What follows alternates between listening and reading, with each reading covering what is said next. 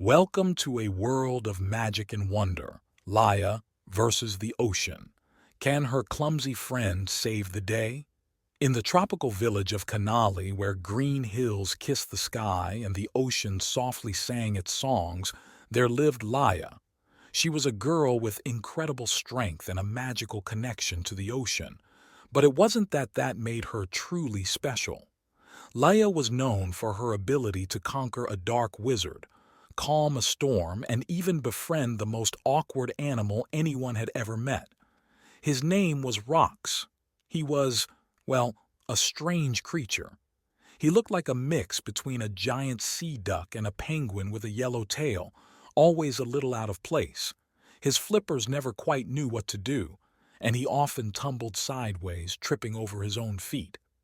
But despite his clumsiness, Roks was Laya's loyal friend, and his contagious laughter was almost as magical as hers.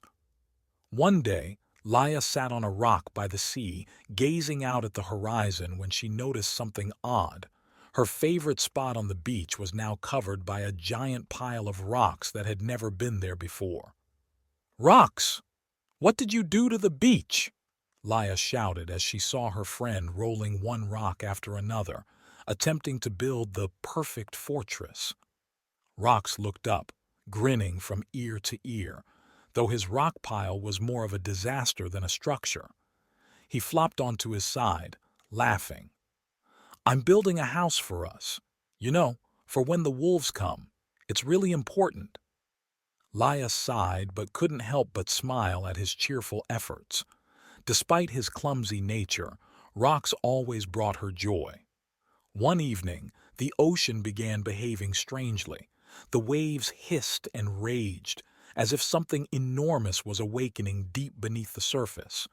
Laya approached the water, extended her hand, and felt her magical bond with the ocean growing stronger. "Ocean, what's going on?" she asked. But the answer wasn't words.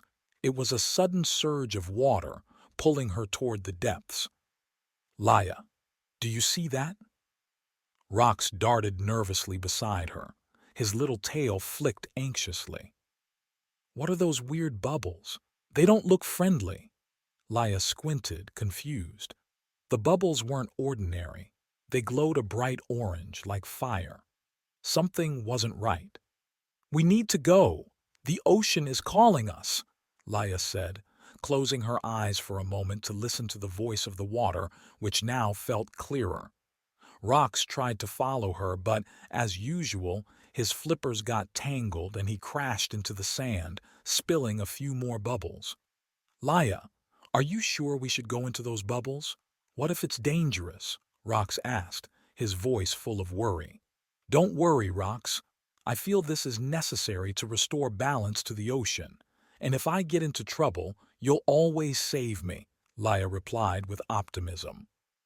Roks, despite not being able to find his way even in a puddle of frogs, agreed to follow. When they reached the spot where the sea hissed and crackled, a massive glowing bubble appeared before them. Inside, it was a magical object hidden deep within. This was the heart of the water, a powerful artifact that once kept the peace of all ocean waves. "This is it. We have to retrieve it before someone else gets to it," Laya said. But as she spoke, the bubble burst open, releasing a swarm of strange creatures. The creatures resembled giant crabs, but with heads made of bubbles. They tumbled from the sky, clacking their pincers together as they began to perform what could only be described as bizarre dance moves. "What's this?" Laya laughed. "Dancing bubble crabs?" Roks immediately jumped into the fray, mimicking their moves. "Ha ha, Laya! Look, I'm dancing too. I'm the king of bubbles," he yelled, trying to copy their awkward steps. Laya couldn't stop laughing while simultaneously trying to free the heart of the water in the middle of this bubble chaos. Despite their strange antics, Roks helped by distracting the dancing crabs with his own ridiculous moves, allowing Laya to sneak in and retrieve the artifact. "There we go, Ocean. All is well now," Laya said, placing the heart of the water back in its rightful place, and the ocean immediately calmed. Roks kept dancing, oblivious to the magical artifact's return. Laya, I saved the world. Well, I danced like nobody else. When Laya returned home, all the villagers celebrated her success. Roks, true to form, kept amusing everyone with his ridiculous dance moves. "So when do I get to save the world again with bubbles and dancing?" Roks asked, as Laya was getting ready for bed. "I think you'd make a great hero, Roks, if you weren't so funny-looking," Laya teased. "But without you, everything would be a lot less fun." Everyone laughed, and even the ocean seemed to send a small water firework as a celebration.